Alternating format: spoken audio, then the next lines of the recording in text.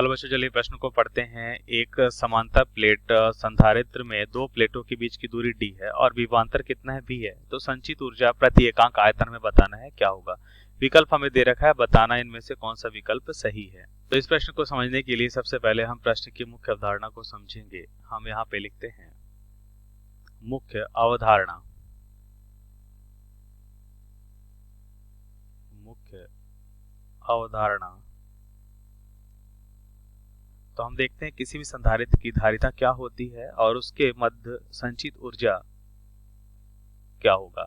तो हम मान लेते हैं संधारित्र की धारिता तथा संचित ऊर्जा को यहाँ पे देखेंगे। किसी भी संधारित्र की धारिता तथा उसके मध्य संचित ऊर्जा तथा उसके मध्य संचित ऊर्जा का मान क्या होगा, इसे हम यहाँ पे लिख सकते हैं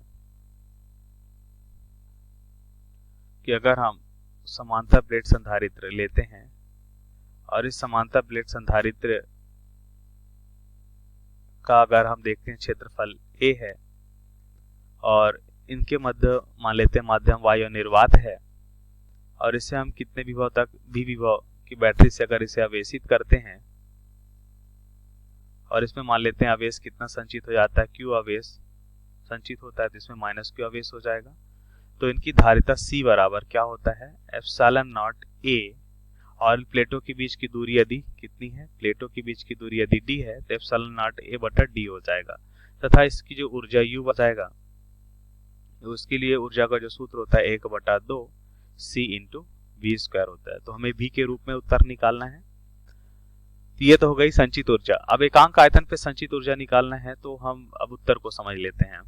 तो हम यहाँ पे देखेंगे उत्तर को, तो देखेंगे एकांक आयतन पे संचित ऊर्जा क्या हो जाएगी। एकांक आयतन पर संचित ऊर्जा, तो u बटा a बराबर हो जाएगा, u बटा a बराबर क्या हो जाएगा, u बटा a बराबर हो जाएगा, यहाँ पे हम लिख सकते हैं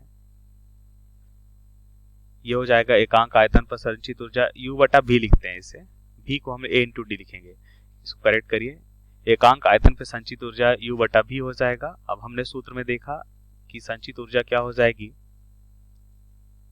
मुख्य अवधारणा में हमने देखा कि c इंटू वी स्क्वायर बटा ये v तो कौन सा हो जाएगा, ये विभव हो जाएगा, ये भी आयतन हो जाएगा। आयतन को हम इस तरह से लिखते हैं, ये मान लेते हैं आयतन है।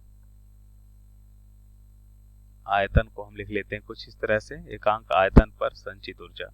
इस चित्र के माध्यम से इसे हम फिर से समझें तो हम देखते हैं कि प्लेटों की बीच की दूरी क्या है।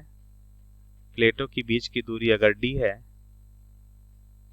यदि प्लेटों के बीच की दूरी कितना है, d है, और प्लेट का क्षेत्रफल a है, तो यह हो जाएगा आयतन v बराबर a इंटू डी, ये आयतन हो जाएगा।